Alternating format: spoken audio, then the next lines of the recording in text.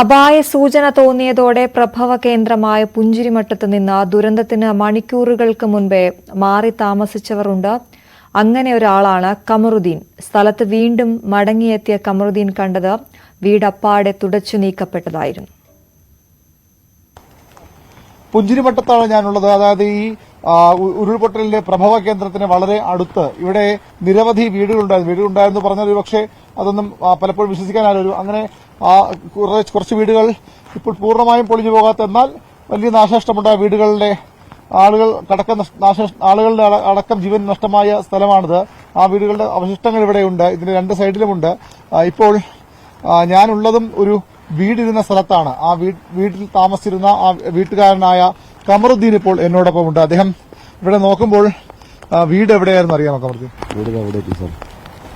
ഇവിടെ വീടുണ്ടായത് ആ ഭാഗത്ത്, ഈ ഭാഗത്ത്. ഇത് പെങ്ങളെ വീടാണ്.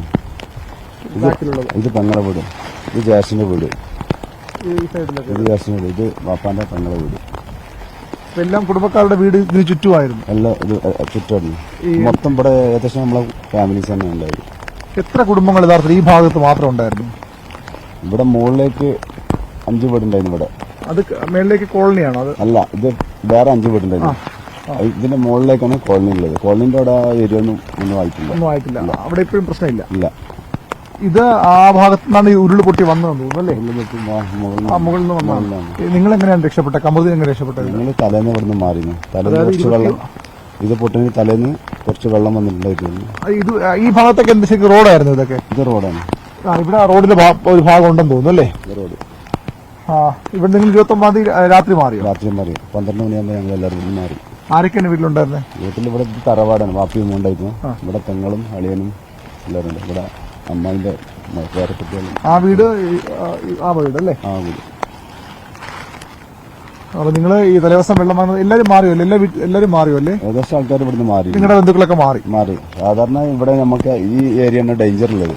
അപ്പൊ ആ സൈഡ് മാത്രമേ പൊട്ടിപ്പോകാറുള്ളൂ. ഈ ഭാഗം ഡേഞ്ചറില്ല. അപ്പൊ ഇവിടുത്തെ ആൾക്കാരൊക്കെ ഏകദേശം മാറ്റിയിരുന്നു. അതായത് ഈ ആ ഭാഗത്താണ് 2 വർഷം മുമ്പ് ഉരുൾപൊട്ടലുണ്ടായത്. ഈ നമ്മൾ നിൽക്കുന്നതിന് എതിർവശത്ത്.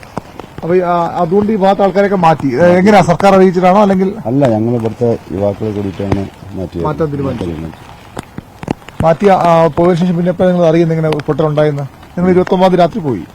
രാത്രി ഇവിടുന്ന് 9 മണി. ഞങ്ങൾ ഇവിടുന്ന് 1 മണിക്കാണ് ഇവിടുന്ന് പോയത്. പോയി പിന്നെ വൈകുന്നേരം പിന്നെ പിറ്റേന്ന് മഴയൊന്നും ഉണ്ടായില്ല. പിന്നെ പിറ്റേന്ന് 1 മണിക്കാണ് ഇവിടെ ഇത് പൊട്ടുന്നത്. വീട് പോയി, എന്നാലും ജീവൻ രക്ഷപ്പെട്ടല്ലോ. തൊട്ടടുത്ത വീടുകളുടെ കാര്യത്തിൽ നേരത്തെ പറഞ്ഞിരുന്നു. അവിടുത്തെ ആൾക്കാർക്ക് എന്താണ് സംഭവിച്ചത്? അവരിവിടുന്ന് ടൗണിലേക്ക് മാറിയിരുന്നു. ടൗണിൽ അവർക്ക് നമ്മുടെ മസ്ജിദിന്റെ അടുത്തുള്ള അവിടുന്ന് മൊത്തം എല്ലാവരും പോയി. എത്ര കുടുംബങ്ങൾ അങ്ങനെ അവിടെ പോയിട്ട് ജീവൻ നഷ്ടപ്പെട്ടു പോയി? ഒരുപാട് കുടുംബമുണ്ട്. നമ്മളെ ഫാമിലീസിന്റെ കുടുംബമുണ്ട്. എന്റെ ഏട്ടൻ, ജ്യേഷ്ഠന്റെ ഭാര്യ മൊത്തം പോയി. അതായത് ഇവിടെ പൊട്ടുണ്ടോന്ന് പേടിച്ച് കുറച്ചും കൂടെ താഴേക്ക് പോയി താമസിച്ചു. അവിടെയും അതുണ്ടായി. ഈ ശരിക്കും ഈ വലിയ കല്ലുകളൊക്കെ ഇതൊക്കെ ഇതിന്റെ മുകളിൽ വന്നതാണ്. ശരിക്കും ഈ സഞ്ചാരികളുടെയൊക്കെ ഇഷ്ടപ്പെട്ട സ്ഥലമാണ്. ഒരുപാട് അല്ലേ? അങ്ങനെ വെള്ളരിപ്പാറ അതിന്റെ മുകളിലാണോ? ഇതിന്റെ മുകളിലാണ്. അവിടെ നിന്നാണ് പൊട്ടി വന്നത്? അല്ല, ഇത് 2 പുഴയാണ്. 2 പുഴയായിട്ട് വരുന്നുണ്ട്. ഒന്ന് ഇപ്പുറത്തെ സൈഡും ഒന്ന് ഇപ്പുറത്തായിട്ട്. ഇവിടെ എന്താ ഈ പുഴ ഏതാണത്? ഇത് വെള്ളരിപ്പാറ. ഇവിടെ ടൂറിസ്റ്റ് വരുന്നത് ഈ ഏരിയയിലാണ്. ഇപ്പുറത്ത് പാലായി.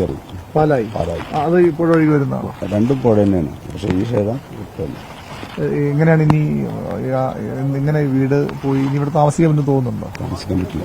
എത്ര കുടുംബങ്ങൾ താമസിച്ചിട്ടുണ്ട് ഈ ഭാഗത്തേക്ക് വരുമ്പോൾ? എത്ര കുടുംബങ്ങളുടെ താമസം? മുണ്ടക്കായി പറഞ്ഞ ഏറ്റവും കുടുംബങ്ങളുള്ളത് പുഞ്ചിരിമട്ടത്താണ്. എത്ര കുടുംബങ്ങളോട് താമസിക്കും? ഒരുപാട് കുടുംബങ്ങളുണ്ട്. കുറച്ചാളുകൾ രക്ഷപ്പെട്ടു. നിങ്ങളെ പോലെ കുറച്ച് ആൾക്കാർ രക്ഷപ്പെട്ടു. ബാക്കി പൂർണ്ണമായിട്ട് ഇവിടെ എന്തോ ഒരു പഞ്ചായത്ത് കിണറൊക്കെ ഉണ്ടായിരുന്നു. അതെല്ലാം പോയില്ല. ആ ഭാഗമൊന്നും കാണാനില്ല. ഈ മരങ്ങളൊക്കെ വന്ന് ഇവിടെ അടിഞ്ഞു കിടക്കുകയല്ലേ? നമ്മളെ വീടുണ്ടായ സ്ഥലങ്ങൾ തന്നെ നമുക്ക് അറിയില്ല. ഇതാണ് അവസ്ഥ. ഇത് ഒരാളുടെ അവസ്ഥയിൽ എത്ര നിരവധി ആളുകൾ ഭാഗ്യം കൊണ്ട് രക്ഷപ്പെട്ട ആളാണ്. തലേ ദിവസം ഈ വെള്ളം ഒഴുകി പോകുന്നത് കണ്ട് അതിലൊരു അപകട സാധ്യത തോന്നി ഇവിടെ നിന്ന് ഉമ്മയും വാപ്പയെയും കൊണ്ട് ഇവിടെ കമറുദ്ദീൻ ജ്യേഷ്ഠന്റെ വീട്ടിലേക്ക് മേപ്പാടിയിൽ അല്ലേ, ചൂരൽമലയിലെ ജ്യേഷ്ഠന്റെ വീട്ടിലേക്ക് മാറുക. അങ്ങനെ രക്ഷപ്പെട്ട ഒരാളാണ് കമറുദ്ദീൻ. ഏതായാലും വീടും എല്ലാം പോയെങ്കിലും അദ്ദേഹത്തിനും ജീവൻ തിരിച്ചു കിട്ടി. പക്ഷെ അദ്ദേഹത്തിന് ഒരുപാട് ബന്ധുക്കൾ ഈ അപകടത്തിൽ കൊല്ലപ്പെട്ടിട്ടുണ്ട്. ഇങ്ങനെ നിരവധി പേരുണ്ട്.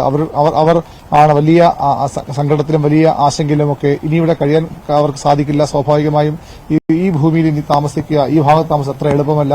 ഇങ്ങനെ നിരവധി ആളുകളെ നമുക്ക് ഈ പ്രദേശത്ത് കാണാനാകുന്നുണ്ട്. അതാണ് മനുഷ്യരുടെ ജീവനും